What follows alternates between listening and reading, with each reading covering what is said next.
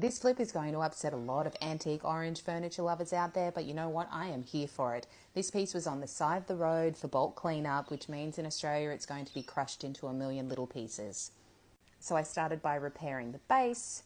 I glued it down after drilling a couple of little pilot holes and tacked that piece of trim back on. And then I started cleaning the piece. So I always use a degreaser. I'm using Crud Cutter here. It's fantastic for getting through dirt, grime, grease, especially on an old piece like this.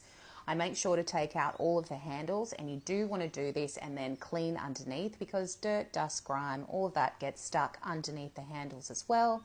And you want to make sure that you're getting to the interior of the piece. I then moved on to sanding, and this is using 120 grit sandpaper, and I always like to start my pieces with 120 grit sandpaper because it saves you time in the end when you are coming up the grades. If you go low and slow like this with a higher grade of sandpaper, you create less friction on the top of the piece, and so you don't gunk up your sandpaper discs.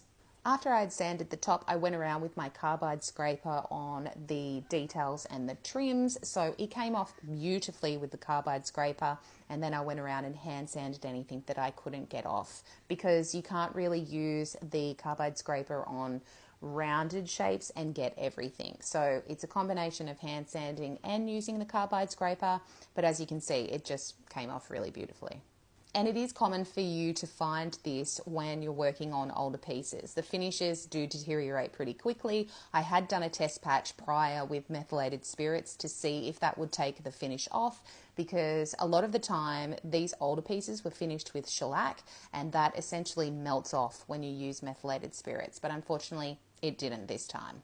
Now, it's a good idea to prime your handles if you are going to spray them a different color. So this is using a product called Etch Primer, and essentially it creates a key so that the paint that you spray onto your handles will actually stick in the long term. While they were drying, I moved back onto the drawers with 120 grit sandpaper, and I did notice that there are a couple of little holes that I would have to fill, and they had obviously been from the very original handles, not the ones that I had removed. I then moved on to sanding the entire piece down with 120 grit sandpaper, and you can see even on fast forward how quickly this finish was coming off. I love it when it comes off this easily. So I then moved on to carbide scraping as much of the product off the doors as I could, and I always follow the grain. So you can see I'm moving the door around to actually follow the grain of the timber to avoid getting scratches. So this is with 120 grit sandpaper again, and it was really nice not having to hand sand into those corners, let me tell you.